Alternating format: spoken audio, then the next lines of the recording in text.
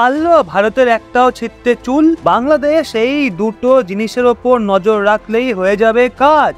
এখন বাংলাদেশ এতটাই উতলা যে ভারত চাইলেই বাংলাদেশের বিরুদ্ধে কঠোর কোনো পদক্ষেপ গ্রহণ করতে পারে, কারণ বাংলাদেশের সংখ্যালঘুদের জমি জোর করে দখল করার খবর সামনে বেরিয়ে আসছে, যার জন্য সাম্প্রদায়িক হিংসার প্রতিবাদে হিন্দুরা দেশ জুড়ে আন্দোলন করে। যেই বাংলাদেশ পাকিস্তানের সঙ্গে মেলার চেষ্টা করছিল, সেই পাকিস্তানকে ভারত এখন এমন শিক্ষা দিয়ে দিয়েছে যে পাকিস্তানের গলা দিয়ে জলই নামছে না। তো চলুন জেনে নিই সম্পূর্ণ বিষয়টা, সঙ্গে থাকবেন শেষ অবধি। আসলে প্রতিবেশী দেশ বাংলাদেশে রাজনৈতিক সংকট এখন আর্থিক সংকটের রূপ নিয়ে নিয়েছে। বিশ্ব জুড়ে অসংখ্য কোম্পানি বাংলাদেশ থেকে এদের ব্যবসা সরাচ্ছে।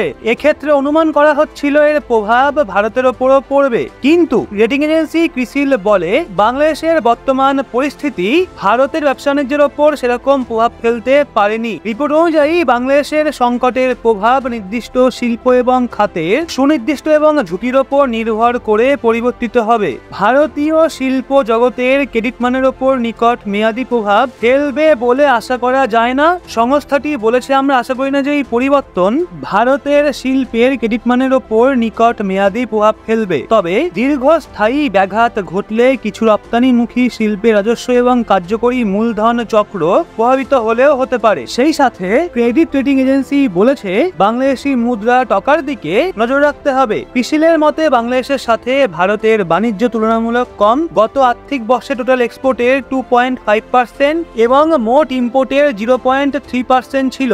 এদিক থেকে দেখলে মুদ্রা ছাড়া সেরকম বিশেষ একটা প্রভাব দেখা যায় না। যেখানে ভারত থেকে বাংলাদেশে এক্সপোর্ট হওয়া বস্তুর লিস্টে মূলত কার্পাস ও সুতির সুতো, পেট্রোলিয়াম প্রোডাক্ট এবং বিদ্যুৎ রয়েছে, যেখানে ইম্পোর্টে মূলত উদ্ভিজ্জ চর্বি, তেল, সামুদ্রিক পণ্য এবং জামা কাপড় সামিল রয়েছে। স্বভাবতই সেক্টরগুলোর উপর সামান্য একটু প্রভাব পড়ার আশঙ্কা রয়েছে।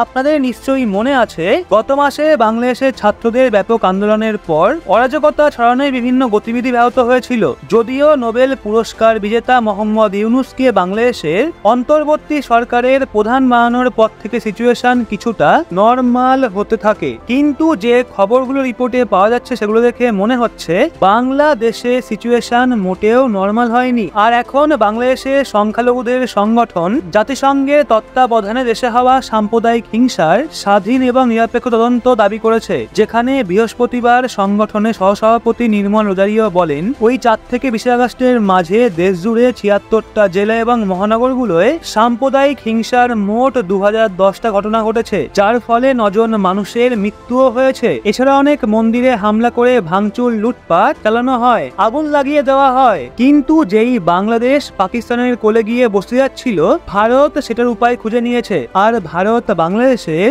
নতুন বন্ধুকে যে ওয়ার্নিং দিয়েছে সেটা জানা অত্যন্ত জরুরি। আসলে ভারত পাকিস্তানকে বলেছে তারা দুই দেশের মধ্যে হওয়া একটা পুরনো সমঝোতা সিন্ধু জলসন্ধিতে পরিবর্তন চায়। এই সমঝোতা দুই দেশের মাঝে নদীর জলবন্টনের বিষয় নিয়ে হয়েছিল, যেখানে ভারত বলছে এই সমঝোতার পর থেকে অনেক কিছুই বদলে গেছে, সেই জন্য এতে পরিবর্তনের প্রয়োজন আছে। হিন্দুস্তান টাইমসের রিপোর্ট অনুযায়ী গত মাসে ভারত জলসন্ধির সমীক্ষা এবং সংশোধনের দাবি তুলে পাকিস্তানকে একটা বিশেষ নোটিশ দিয়েছে। ভারতের কথা হলো, যখন এই সমঝোতা হয়েছিল তখনকার এবং এখনকার পরিস্থিতি অনেক আলাদা, কারণ বর্তমান সময়ে দেশের জনসংখ্যা বেড়ে গেছে আর আমাদের জলের ব্যবহার শক্তি উৎপাদনের জন্য করতে হয়। যেমনটা সবাই জানেন, জম্মু কাশ্মীরে অনবরত সীমার ওপর থেকে সন্ত্রাসবাদ এই সন্ধির সুষ্ঠু সঞ্চালনায় বাধা প্রদান করছে। সেই জন্যই সমঝোতা নিয়ে পুনরায় ভাবনা চিন্তা করার প্রয়োজন রয়েছে। তো এখন প্রশ্ন হলো, ভারত এই সিদ্ধান্ত কেন নিল? তো আপনাদের বলে দিই, ভারতের এই পদক্ষেপের পেছনে বিদেশি মামলার এক্সপার্টরা বলছেন পাকিস্তান সর্বদা সিন্ধু নদীর জল নিয়ে ভারতের সঙ্গে বিবাদ করেছে এবং তারা ভারতের অনেক জলবিদ্যুৎ পরিযোজনার বিরোধিতা করেছে। সেই সঙ্গে পাকিস্তান ভারতে জঙ্গি হামলা করায় আর জম্মু কাশ্মীরের মানুষদের মনে হয় সিন্ধু জলসন্ধিতে তাদের স্বার্থকে উপেক্ষা করা হয়েছে, যেখানে পাঞ্জাব এবং হরিয়ানা এই রাজ্যগুলোর মনে হয় তারা সিন্ধু নদীর জলের পুরো সুবিধা দিতে পারছে না। এক্ষেত্রে ভারতের দ্বারা এই সময় এই ধরনের নোটিশ দেওয়া একদম সঠিক, কিন্তু অবাক করা বিষয় হলো পাকিস্তান ভারতের এই নোটিশেরও জবাব দিয়ে দিয়েছে, যেখানে পাকিস্তানের তরফ থেকে বলা হয় তারা এই সমঝোতাকে গুরুত্বপূর্ণ বলে মনে করে আর আশা করে ভারতও 64 বছর আগে হস্তাক্ষর হওয়া এই দ্বিপাক্ষিক সমঝোতাকে মেনে চলবে। যদি আপনারা না জেনে থাকেন তাহলে বলে দিই, ভারত এবং পাকিস্তান 9 বছরের বার্তালাপের পর 19শে সেপ্টেম্বর 1960 সালে সিন্ধ জলসন্ধিতে হস্তাক্ষর করেছিল, যার একমাত্র উদ্দেশ্য ছিল সীমান্তে ছোট নদীর ব্যবস্থাপনা করা। সিন্ধু জলসন্ধি ভারত এবং পাকিস্তানের মধ্যে হওয়া গুরুত্বপূর্ণ সন্ধিগুলোর মধ্যে অন্যতম, যেটা যুদ্ধ এবং হাজারো বিবাদের মধ্যেও সুষ্ঠুভাবে পালিত হয়ে আসছে।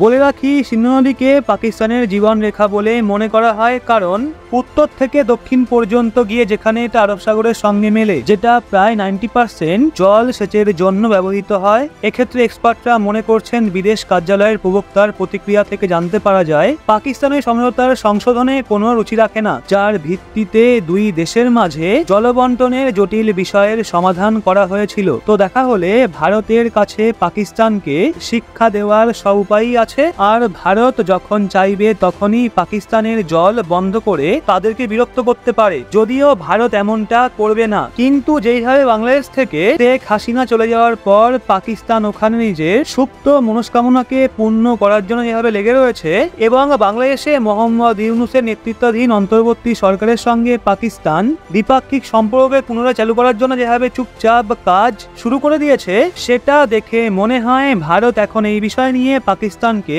ঘেরাও করতে পারে। কিন্তু অবাক করা বিষয় হলো, শেখ হাসিনার শাসনকালের সময় যেই পাকিস্তানি কূটনীতিকদের জন্য ঢাকায় সরকারের আধিকারিকদের সঙ্গে সাক্ষাৎ করা ভীষণ কঠিন কাজ ছিল, সেটা এখন বদলে গেছে। কারণ বিগত কিছু সময় ধরে পাকিস্তানি কূটনীতিক এবং বাংলাদেশের অন্তর্বর্তী সরকারের মাঝে অনেকবার সাক্ষাৎ হয়েছে, আর এখন একটা গুরুত্বপূর্ণ আপডেট বেরিয়ে আসছে, যেটা অনুযায়ী শাহবাজ শরীফ এবং প্রফেসর ইউনূস এই মাসের শেষে নিউ ইয়র্কে সংযুক্ত রাষ্ট্র মহাসভার সময় সাক্ষাৎ করতে পারেন, যা বহু বছর বাদ দুই দেশের মধ্যে প্রথম উচ্চস্তরীয় বৈঠক হবে। কিন্তু এটা জেনে আপনি আশ্চর্য হবেন, শেখ হাসিনা নিজের কার্যকালের সময় পাকিস্তানের সঙ্গে সম্পর্ক পুরোপুরি শেষ করে দিয়েছিল, আর এখন শেখ হাসিনা দেশ ছেড়ে চলে আসায় আওয়ামী লীগ দুর্বল হয়ে পড়েছে এবং কট্টরপন্থী জামাতিরা দেশ জুড়ে তাণ্ডব চালাচ্ছে, এবং বিরোধী বিএনপি এবং জামাতে ইসলামীর পাকিস্তান প্রীতি বহু আগে থেকেই রয়েছে। তো একদিকে যেভাবে বাংলাদেশ এবং পাকিস্তানের মধ্যে বন্ধুত্ব গাঢ় হচ্ছে, সেইভাবেই ভারত নিজেকে অ্যালার্ট মোডে রেখেছে। দুই দেশকে একসাথে ট্যাকেল করার ক্ষমতা ভারতের রয়েছে, এবং দুই দেশকে যে কোনো সময় শিক্ষা দিতে পারে ভারত। তো এখন প্রশ্ন আপনাদের কাছে, ভারতের কি পাকিস্তানের জল বন্ধ করে দেওয়া উচিত? এই বিষয়ে আপনার মতামত কমেন্টে অবশ্যই জানান, আর ভিডিওটা ভালো লাগলে অবশ্যই লাইক, শেয়ার এন্ড সাবস্ক্রাইব করে চোখ রাখুন রহস্য বাংলার পর্দায়।